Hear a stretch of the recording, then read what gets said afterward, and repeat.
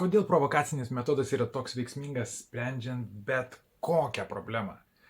Todėl, kad žmogus, kai yra problemoje, problemos mąstyme, jisai tarsi yra tokioj dėžėj, proto dėžėj, ir tada įsitikinimas apie problemą, patirtis apie problemą, požiūris į problemą, jau tuos būdus, kuriuos jis bandė, jau jam nesigavo, ar ten gavosi va, taip, kaip jis nenorėjo, ar nesitikėjo, ir paskui savęs plakimas, baudimas ir la.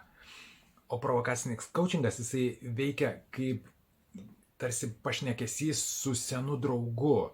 Ir jeigu draugas sako, žiūrėk, Antanai, tu čia, tu šūdą mane, pažiūrėk, kokią tu nesąmonę darai. Pramba, tu nematai, kas vyksta. Ir jeigu žmogus kitam žmogui, artimam pasako nuoširdžiai, su meile, tiesiai šviesiai, kad ir su keiksmažodžiu, bet kitaip žmogus išgirsta tą pačią informaciją.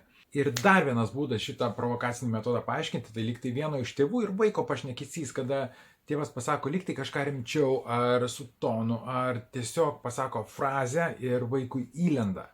Ir įlenda todėl, kad tai buvo pasakyta kitaip, tai buvo pasakyta galbūt su švelniu pastumimu, paskatinimu. Ir būtent to tik tai reikėjo, kad dėt žingsnį. Ir būtent taip ir veikia provokacinis metodas.